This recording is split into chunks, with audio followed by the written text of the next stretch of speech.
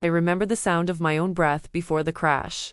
Slow, nervous, the kind of breath you take when you're trying to convince yourself everything's fine, even when your gut tells you it isn't.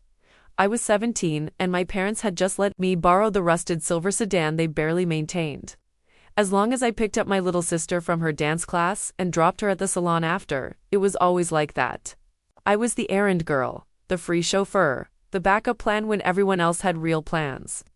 And yet, even knowing that, I still said yes, because part of me still wanted to be noticed. Still wanted my mom to say, "Thanks, honey," instead of asterisk, "Don't be late. Her hair is more important than your excuses." Asterisk, but that night it rained. Not the light, gentle drizzle kind. I'm talking sheets, torrential. The roads in our town flood fast, and the sedan's tires had no tread left. Dad never thought it was urgent. I was 5 minutes from the salon when the world flipped. One wrong turn, one missed break, one flash of headlights. The scream never made it out of my throat. Metal screamed louder, glass shattered. My arm hit the steering wheel, something cracked. Then, silence. I woke up to blood in my mouth and my left leg numb. The passenger side was crushed in, caging me. My phone had been flung somewhere under the seat. The airbag had burned my chest. I remembered thinking, asterisk, this is it. This is how I die in the car my dad never serviced, trying to get my sister to her damn hair appointment. Asterisk, then I saw headlights again. I blinked through the blur. A car was approaching my parents' SUV. Relief. For half a second I thought I was saved. They pulled over. My mom jumped out. Not toward me, but toward the passenger side where Emily, my 15-year-old sister, sat crying but uninjured. Asterisk, she's going to be late, Mom shrieked. Asterisk, I told you this car was junk, Dad barked, surveying the crumpled hood. They didn't come to my side, not even when I groaned, not even when I cried. Asterisk, I think my arm's broken. Asterisk, Emily had a scratch on her cheek. That's it. But Mom was already brushing her hair out of her face and tucking her toward the SUV.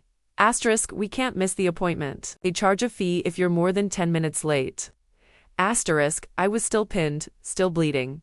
Dad, I whispered weakly. Asterisk, please help, I can't feel my leg.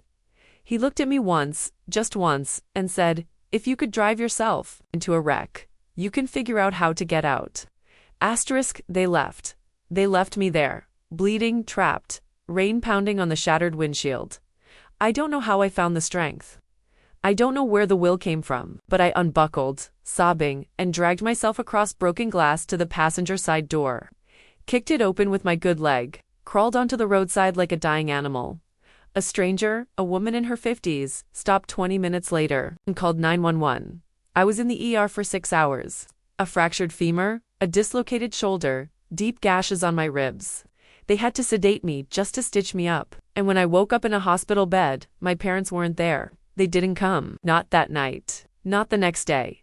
Not until the hospital sent a bill for my treatment and needed a guardian's signature. When they did show up, Mom walked in with a Starbucks cup and said, asterisk, you're going to have to pay this off. You know, we're not rich. Dad just crossed his arms and muttered, maybe next time you'll drive safer, Emily. Asterisk, she posted a photo on Instagram from the salon that night, captioned, asterisk, at car crash drama, but I still got the curls and the comments. Asterisk, your fam is iconic. Slay, even in chaos. Hope your sister's okay, but you ate. Asterisk, no one knew the truth. No one knew I almost bled out, because no one wanted to miss a blowout. And that was the moment, the exact second I stopped being their daughter and started being something else. A storm they never saw coming. And this time, they'd be the ones trapped. Recovery wasn't just slow, it was humiliating. I had to stay in a rehab center for 6 weeks because my parents didn't want the hassle of caring for me at home. My room in the house was turned into a closet overflow space, according to my sister, who posted a TikTok tour of it while I was still in a wheelchair. I watched it from a rehab bed with tears streaming down my face when I finally limped home, shoulders still in a brace, legs scarred and stiff. There was no welcome, no balloons, no asterisk, we're glad you're alive. Just Emily yelling asterisk. Ugh, does this mean she's back already? I was using her desk, asterisk and Mom. She pointed at the table and said, asterisk, don't get blood on the cushions, they're new. Asterisk, I realized then that I wasn't their child. I was a burden that hadn't died when I was supposed to. So, I stayed quiet.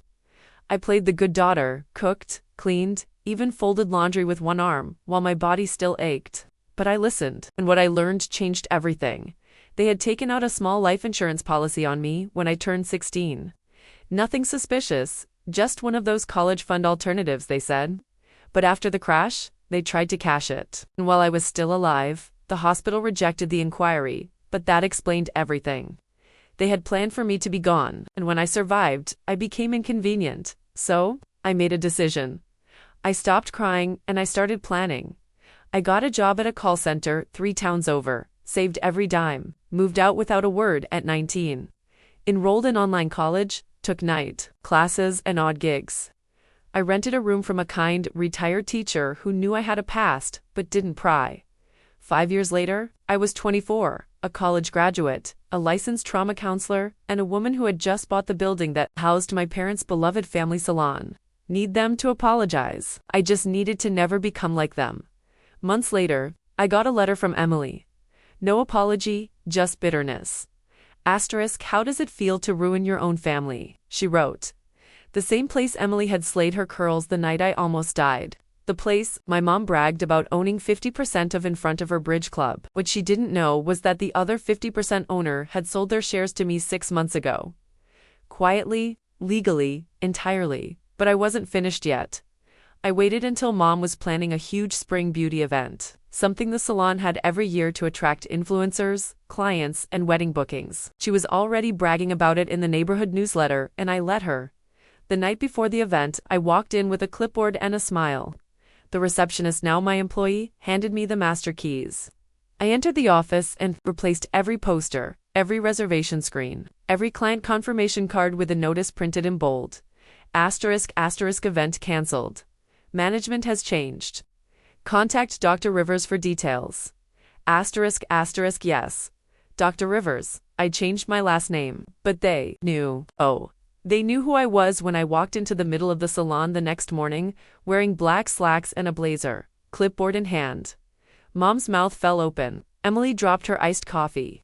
Dad, who had swung by to take credit for the event, as usual, froze. You'll need to collect your belongings, I said calmly. Asterisk, as of today, this property is under new ownership, and you're not on the lease. Asterisk, asterisk, but this is our salon, Mom shrieked. Not anymore, I said, asterisk. And if you think of trespassing, the cameras I just installed say otherwise. Asterisk, Emily stormed out, crying. Dad tried to argue. I handed him a letter from my lawyer. Mom stared at me like she was seeing a ghost. You're not our daughter anymore, she hissed. I smiled. Asterisk, I never was, apparently. Asterisk, I didn't yell, I didn't cry. I didn't call names, I didn't need to. They had left me bleeding once. Now I left them stunned and irrelevant. After I evicted them from the salon, you'd think that would be the end.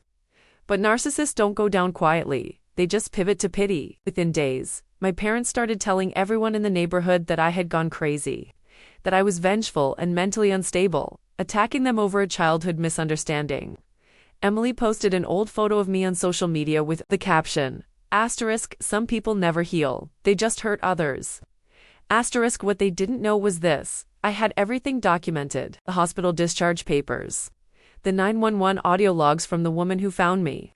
The insurance company's rejection letter after they tried to collect my life policy while I was still alive. Screenshots of texts, emails, everything. And now, I had an audience.